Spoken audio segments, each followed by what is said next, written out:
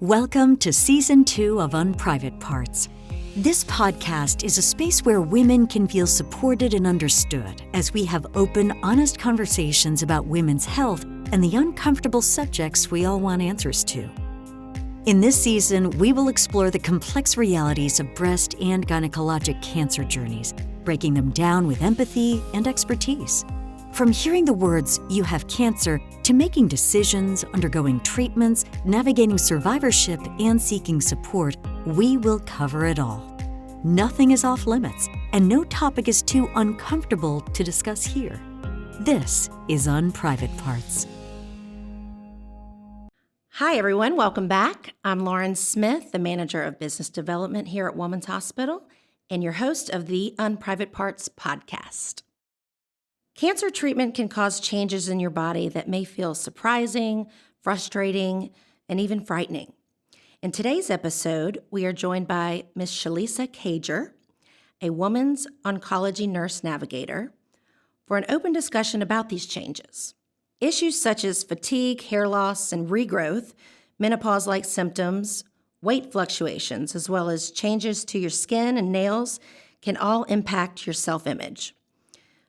Understanding these changes is an important step toward regaining your confidence and control during treatment. Shelisa, welcome to the Unprivate Parts podcast. Thank you so much for having me. Many women tell us that treatment changes how they feel in their own skin. Can you walk us through what some of those common physical changes are and why they're happening? Yes, there are lots of physical changes associated with cancer treatments in general. Some of them are things like fatigue. That's very, very common. They can have pain, hair loss, weight fluctuations, skin changes, many physical symptoms that are very disturbing for our patients. Do those typically come on quickly, or is it symptomatic until you get a diagnosis? Is everyone different? Most of them come on fairly quickly depending on the regimen of treatment that you have. Most of our chemotherapy patients do experience these symptoms within weeks of having treatment. And you said fatigue seems to be one of the most universal side effects, but also kind of hard to explain. Why does cancer treatment cause such deep fatigue? And how can women manage it day to day? There are many different reasons that a patient might experience fatigue. Some of them are just pain, mood, emotional type things like anxiety or depression, sleep disturbances, nutritional deficits, activity level decreases, changes and fluctuations related to treatment can also cause those high levels of fatigue. And what would you tell someone who's struggling with that fatigue? Just to dig into the things that we will talk about to improve them. Things like exercise, things like diet are definitely focal points that we like to touch on. And of course, treating underlying causes. So if it is a mood thing, we would definitely want to address that. And we do have providers available to do that. Let's talk about, you said hair loss is also pretty common. Losing your hair, that's like losing part of your identity. Absolutely. What advice do you give women coping with hair loss? First, I think the bigger thing is just to embrace the emotions surrounding the hair loss, being able to embrace how you actually feel about that, educate yourself on ways to treat hair loss, to expedite hair regrowth, or to decrease hair loss in general. So we do have some things available to address that. Is that a given? I mean, does that happen for everyone during treatment? So typically the hair loss is most notable in our patients who receive certain types of chemotherapy, although any patients that are receiving treatments that could affect their hormonal levels, such as endocrine therapy, could also experience hair loss, but just at a lesser level with the endocrine therapy. What are some of the ways we can prevent hair loss and combat that? Well, one of the biggest things on the horizon that a lot of people have been hearing about is cold capping.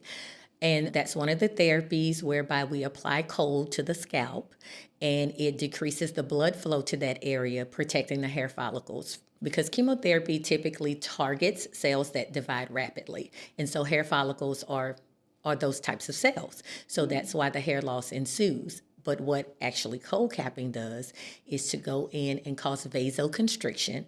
Your blood vessels become smaller, and that shunts off the blood supply, thereby keeping the chemotherapy from reaching maximum amounts in the scalp.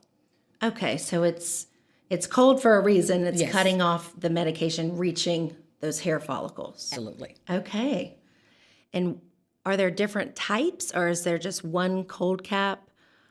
Do you do Yes. that here? Yes, we do offer that here. There are two types we typically use. One is a manual type where the patient a capper would be required. That means someone to assist them with the actual cold capping procedure.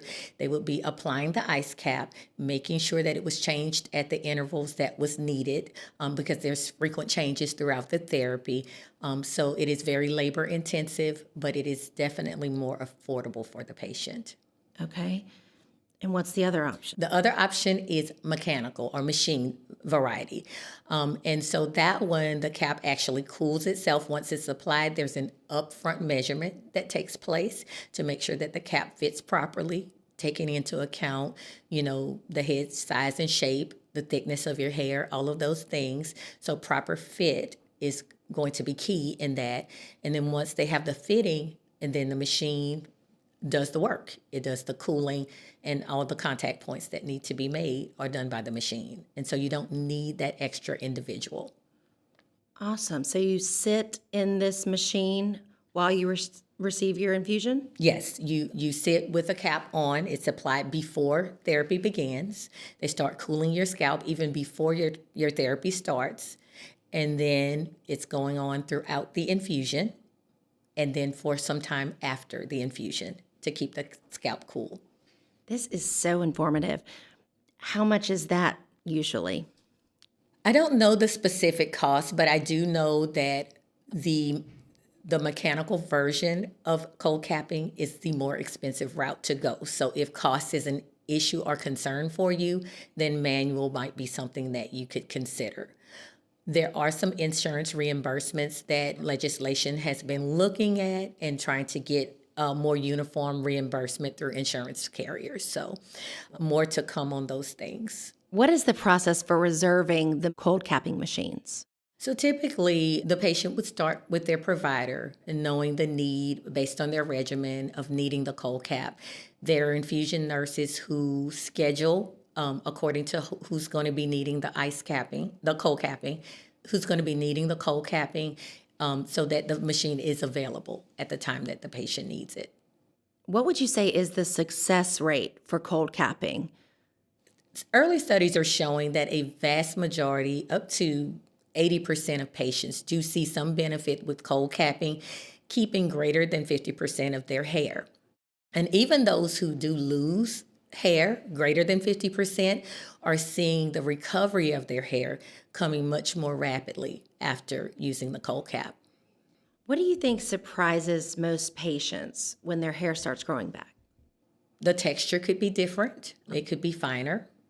The color may be different because a lot of ladies, may color their hair. And so when that new growth comes in, it is without your color that you might be accustomed to, so it may come back a different color. So I think that's a big surprise for most women. For women who are still in their childbearing years, fertility can be a big concern. What should patients know about preserving or addressing fertility before and after their treatment? So first, I like to make sure that patients know that you have the access to a fertility specialist who can direct you in all of the different timings that are needed and the different procedures that may be available to you. For some patients, timing as to whether is it going to delay my treatment or is it going to affect my outcome may be a factor. So a fertility specialist consult as early as possible is what we typically recommend, and they're going to be the experts to tell them about timing, and a lot of times that's what makes the difference. Now, on the other end of the spectrum, treatments like chemotherapy or hormone therapy can trigger sudden menopause. How can women prepare for and then manage those changes to their body?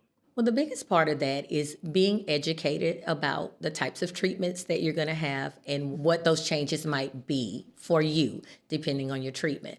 Our younger patients typically struggle a bit more because if you're 30 and you're going into menopause, that definitely is going to affect your quality of life for longer, looking at that versus a patient who is more advanced in years or maybe going through their natural menopause will definitely experience fewer symptoms or less severity of symptoms in our older patients.